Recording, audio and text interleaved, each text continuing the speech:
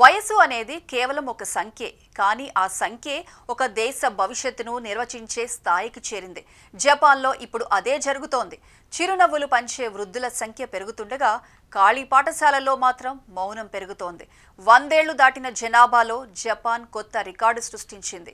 గర్వం, ఆందోళన ఈ రెండు భావోద్వేగాల మేళవింపు ప్రస్తుతం జపాన్ కథ. అయితే జపాన్ సాధించిన ఈ అద్భుతం వెనుక సీక్రెట్ ఏంటి? ఇప్పుడు చూద్దాం. సెప్టెంబర్ 15 వృద్ధుల గౌరవ దినోత్సవం సందర్భంగా జపాన్ మరో రికార్డు సృష్టించింది. 1963లో చేతి వేళ్లపై లెక్క పెట్టేంత మాత్రమే ఉన్న శతాధికులు నేడు 1,00,000కు చేరువయ్యారు. ఇప్పటి గణాంకాల ప్రకారం దేశవ్యాప్తంగా 99,763 మంది 100 ఏళ్లు దాటిన వృద్ధులు జీవిస్తున్నారు. 55 ఏళ్లుగా ఈ పెరుగుదల ఆగకుండా సాగుతుండటం జపాన్ రాసిన ఓ చరిత్ర. మొత్తం జనాభాలో 29% మంది 65 ఏళ్లు పైబడిన వారే. ఇదే జపాన్ను ప్రపంచంలోనే అత్యధిక వృద్ధుల దేశంగా నిలిపింది. 1963లో జపాన్ దేశమంతా 100 ఏళ్లు పైబడిన వారు కేవలం 153 మంది మాత్రమే ఉండగా ఇప్పుడు ఈ సంఖ్య 1,00,000కు చేరువైంది. వరుసగా 55 ఏళ్లుగా ఈ పెరుగుదల ఆగడం లేదు. 55వ ఏడు కూడా శతాధిక వృద్ధుల సంఖ్య పెరిగింది. జపాన్ రికార్డు పుస్తకంలో బంగారు అక్షరాలతో నిలిచింది. అదే సమయంలో రికార్డు స్థాయిలో జపాన్ జనాభా క్షీణిస్తుండటం ఆందోళన కలిగిస్తోంది. చరిత్రలో తొలిసారిగా జపాన్లో 75 ఏళ్ల వృద్ధుల సంఖ్య 2 కోట్లు దాటింది. మరోవైపు పిల్లల జనాభా చారిత్రక కనిష్టానికి పడిపోయింది. జపాన్లో శతాధిక వృద్ధుల సంఖ్య గత ఏడాదితో పోలిస్తే 4,644 మంది పెరిగి మొత్తం 99,763కు చేరింది. 1,00,000 జనాభాకు సగటున 80.58 మంది శతాధికులు ఉన్నట్లు ఈ లెక్కలు తేల్చాయి. వరుసగా 55వ సంవత్సరం కూడా శతాధిక వృద్ధుల సంఖ్య పెరగడం గమనార్హం. వీరిలో సుమారు 88% మంది అంటే 87,784 మంది మహిళలు ఉండగా పురుషులు 11,979 మంది ఉన్నారు. ఇది ఓ అద్భుత చరిత్రగా మారింది. మానవ సహనానికి, జీవన విధానానికి నిదర్శనంగా నిలుస్తోంది. జపాన్ రోడ్లపై నడుస్తూ ఉంటే వృద్ధులే ఎక్కువగా కనిపిస్తారు. వైద్య సదుపాయాలు, క్రమమైన ఆహారం, క్రమశిక్షణ ఇవన్నీ వారి ఆయుర్దాయానికి మూల కారణాలు. జపాన్లో అత్యంత వృద్ధురాలు 114 ఏళ్ల షిగికో కగ్వా నారా సిటీకి శివారులో ఉన్న యమటోకరిమాలో జీవిస్తున్నారు. ఇక శతాబ్దాన్ని మించిపోయిన అనుభవాలు ఆమె కళ్లల్లో కాంతిలీనుతున్నాయి. ఈమె తర్వాత అత్యంత వృద్ధుడు కియోటకా మిజునో. ఈయన స్వస్థలం ఇవాటా. ఇద్దరు జీవిస్తున్న తీరు మానవ సహనానికి, జీవన విధానానికి సాక్ష్యం. ప్రపంచ వృద్ధుల దినోత్సవాన్ని పురస్కరించుకొని ఆరోగ్య శాఖ మంత్రి తకమారో పుకోకా వృద్ధులకు కంగ్రాట్స్ చెప్పారు. జపాన్ ఆహారపు అలవాట్లకు, క్రమశిక్షణకు, యాక్టివ్ జీవన శైలికి ప్రత్యక్ష సాక్ష్యమని ప్రశంసించారు. కానీ ఈ వెలుగు వెనక చీకటి కూడా ఉంది. వృద్ధులు పెరుగుతుండగా పిల్లల సంఖ్య తగ్గిపోతోంది. ఒకవైపు 100 ఏళ్ల తాతయ్య ఉదయం నడకలో ఉంటే మరోవైపు పాఠశాలల్లో ఖాళీ కుర్చీలే దర్శనమిస్తాయి.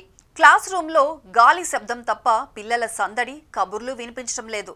1950 తర్వాత మొదటిసారి జపాన్ జనాభా రికార్డు స్థాయిలో 12.43 కోట్లకు పడిపోయింది. కేవలం ఏడాదిలోనే 6 లక్షల మందికి పైగా తగ్గిపోయారు. 75 ఏళ్లు దాటిన వృద్ధులు తొలిసారిగా 2 కోట్లు దాటగా పిల్లల సంఖ్య చారిత్రక కనిష్టానికి పడిపోయింది. 1950 తర్వాత ఇంత భారీ క్షీణత నమోదు కావటం ఇదే మొదటిసారి. ఒకవైపు శతాధిక వృద్ధులు పెరగడంతో జపాన్ చిరునవ్వులు చిందిస్తుంటే మరోవైపు పిల్లల సంఖ్య పడిపోవడం దేశ భవిష్యత్తుపై మబ్బులు కమ్మేస్తోంది. ఈ జనాభా సంక్షోభాన్ని వృద్ధులు, యువత నిష్పత్తి స్పష్టంగా చూపిస్తోంది. దేశంలోని 47 రాష్ట్రాల్లో రాజధాని టోక్యోలో మాత్రమే జనాభా పెరుగుదల కనిపించడం ప్రస్తుత పరిస్థితికి అద్దం పడుతోంది. 1963లో ఈ సర్వే ప్రారంభించినప్పుడు దేశంలో కేవలం 153 మంది శతాధికులు మాత్రమే ఉండగా ఇప్పుడు ఆ సంఖ్య 1,00,000కు చేరువ కావడం జపాన్ సాధించిన ఆరోగ్య ప్రమాణాలకు నిదర్శనంగా నిలుస్తోంది. ఆరోగ్యకరమైన ఆహారం, యాక్టివ్ జీవనం, వ్యాయామ సంస్కృతి ఇవన్నీ జపాన్ ప్రజల ఆయుష్ని పెంచుతున్నాయి. కానీ అదే సమయంలో తగ్గుతున్న జీవనం, క్షీణిస్తున్న యువత శాతం జపాన్ భవిష్యత్తు మీద మూసుకుంటున్న ప్రశ్నార్థకర చిహ్నాలు. ఒకవైపు 100 ఏళ్ల ప్రయాణం గర్వకారణంగా నిలుస్తుంటే మరోవైపు కొత్త తరాల లేమి ఆందోళన కలిగిస్తోంది. ఈ విరుద్ధ సత్యాలు జపాన్ భవిష్యత్తుకు ఓ ప్రశ్నార్థకరంగా నిలుస్తోంది. ఎంత కష్టమైనా సరే, దేన్నైనా సరే సాధించడంలో ప్రపంచంలోని అగ్రస్థానంలో నిలిచిన జపాన్ తన అంతర్గత సమస్యను సవాల్గా తీసుకుంది. అధిగమించే ప్రయత్నాలకు శ్రీకారం చుట్టింది. జపాన్లో ఒబిసిటీ కేసులు తక్కువ. ఎక్కువగా ఉడికించిన కూరగాయలు, తృణధాన్యాలు, చేపలు తింటారు. జపాన్ మహిళల్లో కూడా ఒబిసిటీ కేసులు మరీ తక్కువ. దానివల్లే అక్కడ మహిళల్లో జీవితకాలం ఎక్కువగా ఉన్నట్లు చెబుతారు. ప్రపంచ దేశాలన్నీ తమ డైట్లో తీపి, ఉప్పు, కారం పదార్థాలకు అధిక ప్రాధాన్యత ఇస్తుంటే జపాన్ మాత్రం భిన్నంగా ముందుకు వెళ్ళింది. ఉప్పును తగ్గించి తీసుకోవాలని జపాన్లో ప్రచారం చేస్తున్నారు.